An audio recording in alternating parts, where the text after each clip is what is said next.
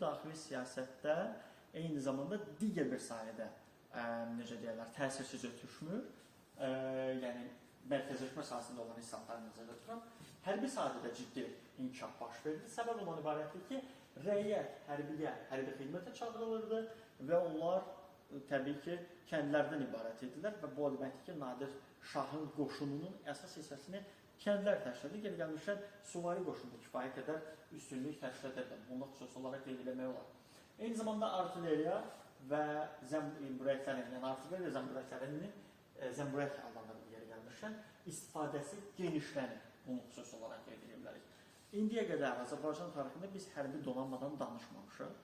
Misal üçün, Salarilər dövlətində biz danışırıq ki, ticarət donanması fəaliyyət göstərirdi.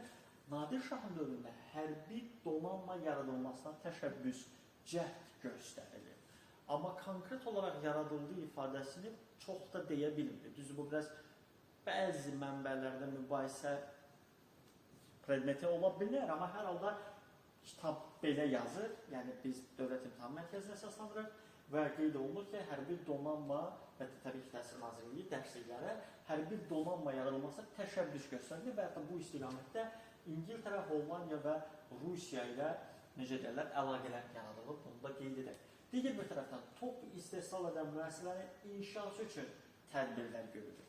Xüsusi belə bir müəssisə fəaliyyət göstərirdimi, bu barədə də yox cavabı veririk, amma yenə də müzakirə predmeti hesab oluna bilər. Digər bir tərəfdən, sosial durumu, yəni əhalinin güzəranını yaxşılaşdırmaq üçün hərbi yürüşlər həyata keçirilir. Bu cümlə biraz sizdə ziddiyyət təşkil edə bilər. Necə yəni əhalinin vəziyyətini yaxşılaşdırmaq üçün hərbi yürüşlər həyata keçirsin? Axı müharibə varsa, döyüşlər varsa, biraz iqtisadiyyat zəif edəcək. Nadir Şah düşünürdü ki, mən yeni bir ərazilər tutacağım, yeni bir ərazilər işğal eləyəcəm və yaxud işğal deməyək, fəth ilə, yəni Nadirin dili ilə desək. Və bu fəthlər nəticəsində vergilər əldə edəcəm, qənimət götürəcəm və bu mənim ölkəmdə əhalinin vəziyyətini daha da yaxşılaşdırılacaq və mənim dövlətim iqtisadi olaraq inkişaf edəcək. Hardasa ola bilsin ki, bu uğurlu bir fikirdir, amma ümumilikdə hərbi yürüşlərlə son nəticə göstərdi ki, ciddi şəkildə dövləti qoruyub saxlamaq mümkün olmadı. Yəni, daxildə problemlər və üsyanlar dalğası başlayır. Növbəti bir məsələ, orduda türk amili güclənir. Yəni, necə ki, Səfəvilər dövləti türk mənşəli dövləti idi, eyni zamanda Əfşarlar da türk mənşəli dövlətdir. Əfşar tayfası türk mənşəli bir tayfadır. Türk dilindən istifadə olunurdu.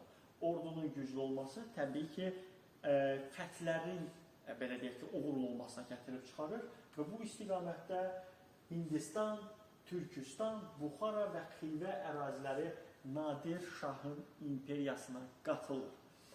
Mən yer, necə deyərlər, olmadı lövhədə xəritə çəkmək istəyirdim əslində ki, indi kitabda, dərsliklərdə siz yəqin ki, bunun şahidi olursunuz, görə bilirsiniz. Böyük bir ərazini əhatə edir. Yəni, qeyd etdiyimiz kimi Hindistan, Türkistan, Mərkəzi Asiyaya qədər gedib çıxır Nadir Şah və böyük bir ərazini dövlətin tərkibinə qatmağı bacarır. Bir daha qeyd edirik, Nadir Şahın hərbi islahatı nəticəsində rəiyyət hərbi xidmətə çağırıldı, qoşun əsasında kəndlər təşkil edildi, artilleriya zəmburəkləri genişlənir. Digər bir tərəfdən istifadəsi daha doğrusu, hərbi donanma yaradılması təşəbbüs göstərilib, İngiltərə, Rusiya və Hollandiya ilə danışıqlar aparılır. Top istehsal edən müəssisələrin yaradılmasına təşəbbüs göstərilir, tədbirlər görülür bu istiqamətdə, sosial durumu və əhalinin vəziyyətini yaxşılaşdırmaq üçün hərbi yürüşlər həyata keçirilir. Nadir Şah orduda türk amili güclənir, türk dili üstünlük təşkil edildi və eyni zamanda fəthlər Hindistan, Mərkəzi Asiya, Buxara və Xivəyə qədər gedib çatmışdır.